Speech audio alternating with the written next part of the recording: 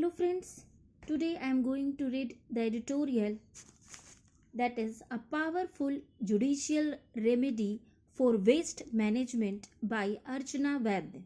She is an environment law consultant and an advocate at the High Court of Himachal Pradesh at Shimla. India is the biggest plastic polluter in the world, according to a new study published in Nature, releasing 9.3 million tons annually. This is equivalent to around a fifth of global plastic emission. Plastic emissions, according to this study, are defined as material within bracket which includes both debris and open plastic burning that has moved from managed or mismanaged systems, that is, in which waste is subject to a form of control, however, basic content state to the unmanaged system, within bracket the environment uncontained state with no control. Evidence of an underestimation. The report goes on to say that India reports that its dump sites within bracket uncontrolled land disposal outnumber sanitary landfills by 10:1 ratio, and despite the claim that there is a national collection coverage of 95%, there is evidence that official statistics do not include rural areas, open burning of uncollected waste or a waste recycled by the informal sector.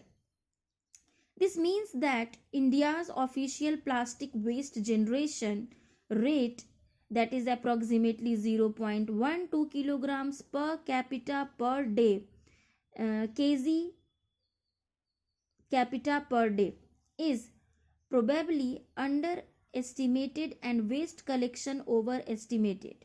According to this study, the plastic waste generation rate for India of 0.54 kg capita per day.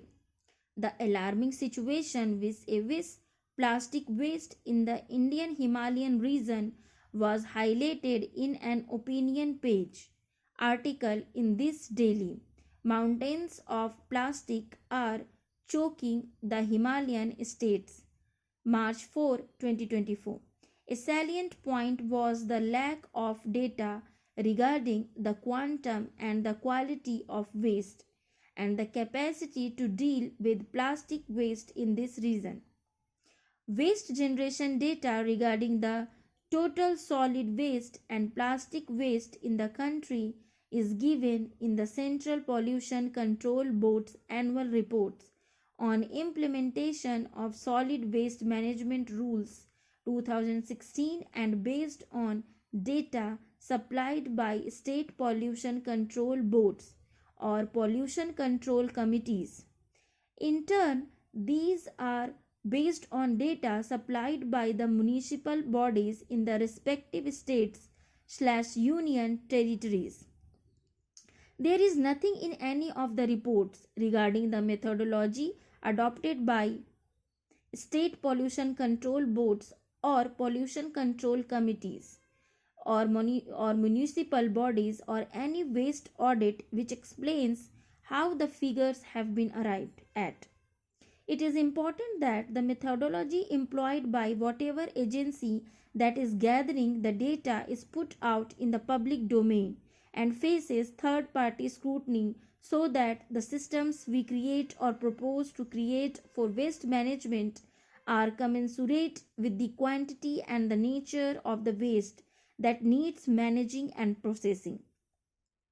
There is no accounting of waste being generated in rural India, it seems, which comes under Panchayati Raj institutions, and also for a vast stretch of the country, which does not come under the jurisdiction of any institutions of local self-governance. The Supreme Court of India has observed that environmental protection is not only a regulatory aimed at safeguarding the fundamental rights of individuals and preserving ecological balance. There is an urgent need that we have cogent, reliable data about waste generation,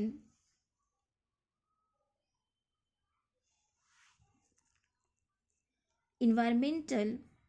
The Supreme Court of India has observed that environmental protection is not only a regulatory obligation but also a constitutional imperative aimed at safeguarding the fundamental rights of individuals and preserving ecological balance. There is an urgent need that we have cogent, reliable data about waste generation and its composition in the country. We also need to have data regarding the infrastructure that the country has built over the years to deal with the management and processing of this waste. This infrastructure could be geotagged to help in tracking. Every local government, whether in an urban or in rural area, they are the pivot of waste management, as in the legal mandate in the country has to be mandatorily linked with a material recovery facility, recyclers of various waste streams, extended producer responsibility, kiosks, and sanitary landfills. To operationalize EPR, all producers, importers, and brand owners that have a legal obligation collectively can form kiosks across the country to gather waste from all local bodies.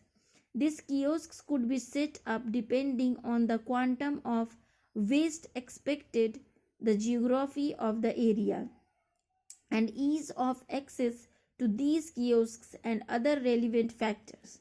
This is so that every urban and rural local body in the country has easy access to these kiosks where all waste that is covered under EPR can be deposited. PIBO can employ people to segregate their waste as such kiosks so that various segments of waste can be taken care of according to the mandate of the law. This is not a simple exercise, but it is not impossible either if there is a plan. We need to know how much waste is being generated, where and how it is being managed. As India is a technology powerhouse, it is time that we leverage this to solve our problems and set an example for the world. Court verdict on tanneries. On January 31, a division bench of the Supreme Court gave a very heartening verdict in the form of continuing mandamus to ensure that pollution caused by tanneries in Vellore of Tamil Nadu is reversed by employing necessary remediation programs. The court has constituted a committee that needs to report in 4 months on the compliance of the order. The court itself has justified the need to ensure compliance. The bench said violations occur while various Supreme Court directives and environmental norms are flouted, and the schemes or plans framed by the government remain on paper, failing to achieve any meaningful results. Thus, this court, being the custodian of fundamental rights, must come to the rescue of the affected individuals, families, and ensure that persistent wrongs are rectified and justice is actually done. It is absolutely imperative that constitutional courts in India adopt this approach and deal with matters of waste management in the same spirit. Justice will only be done in these matters when compliance with orders is ensured in a time bound manner. Focus on the polluter. The court, in the same matter, reiterated that the polluter pays principle, casts absolute liability on the polluter for the harm caused to the environment, and extends not only to compensate the victims of pollution but also the cost of restoring the environmental degradation.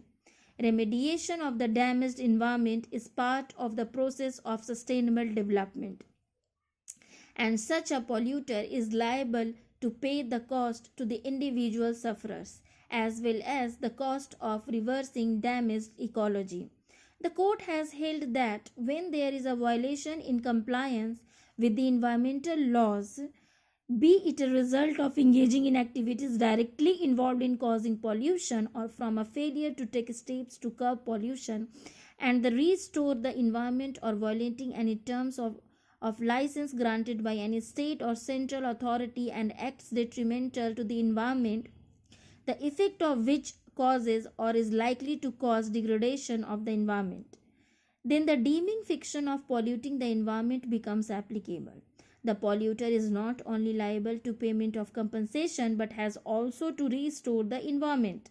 Therefore, while the liability is clear, the process of determining an equitable compensation amount is fraught with challenges as it must account for both the tangible and intangible damage inflicted on the environment and the affected communities. In this matter, the court applied the government pay principle, and it is for the government to pay compensation to the affected individuals/families and recover the same from the polluters until the damage caused to the ecology is fully reversed. It is time that the waste management system in the country is also held accountable to millions whose health is impacted by the land, water, and air pollution caused by unmanaged and mismanaged waste all across the country. In fact, continuing mandamus could be the way forward to deal with pressing environmental issues to ensure compliance. Thank you for listening.